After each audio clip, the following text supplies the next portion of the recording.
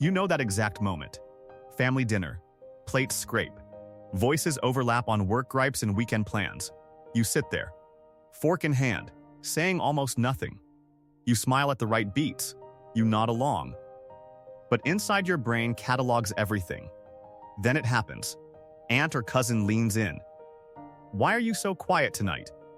Your face warms. You shrug it off.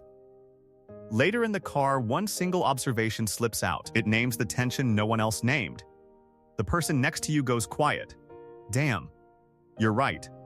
That lands differently. Every single time. If that scene feels familiar, you're who this is for. We're looking at the real psychology of people who speak less, but whose words land heavier. Real studies. Real patterns. The quiet reason your words carry extra weight. The world has misread your silence. Here's the truth. You feel it in your bones. Small talk drains you. So you opt out. Science says that instinct protects your happiness. Back in 2010, Matthias R. Male at the University of Arizona wired people with recording devices.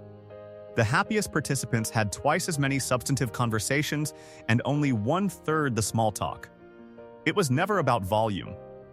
It was about depth.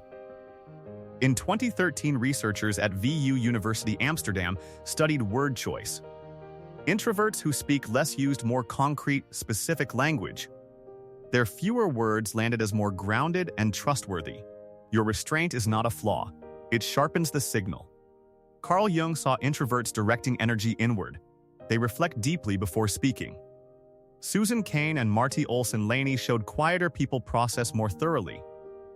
Their words come from a rich inner world and carry real impact. Daniel Kahneman called the pause system 2 thinking, slow and deliberate. Your silence is not empty. It is strategic processing. You feel that pause in your chest before you speak. Rodney Luster calls it strategic silence. You choose words carefully so they actually matter. Not shyness, self-aware selectivity. Here is where it gets darker. Recent research tracking daily conversations shows between 2005 and 2019, Americans spoke hundreds fewer words per day. Society is literally talking less. Yet your deliberate style stands out even more. In a noisy, shallow world, your words become rarer and more powerful. Many of us carry a heavier origin story. Picture school. Fluorescent lights buzzing. Teacher asks a question. Kids blurt answers. You sit there, heart thumping, turning it over. Finally, you speak once. The room goes still. That is actually a really good point. That taught you words have weight. So you learned to guard them. One person said, "I am usually pretty quiet, but when I do have something to say, it becomes a big thing." Another said, "I stay silent in group chats for hours, then drop one paragraph and the whole vibe changes." You know that feeling. Drafting 10 versions of a text. Deleting 9. Sending the one that feels right. Then replies flood in. Finally, someone said it. It is exhausting. But it is exactly why your words land. In meetings, 45 minutes of circling ideas. You listen, you process. Then you drop one sentence that reframes everything. Heads turn. People remember your voice, not the loudest one. The world often misreads you. Quiet does not mean shy or lacking confidence. It means deep processing and intention. You have plenty to say. You just refuse to waste words. Quiet people have the loudest minds. You observe everything. When you speak, people listen. So stop apologizing for your pauses.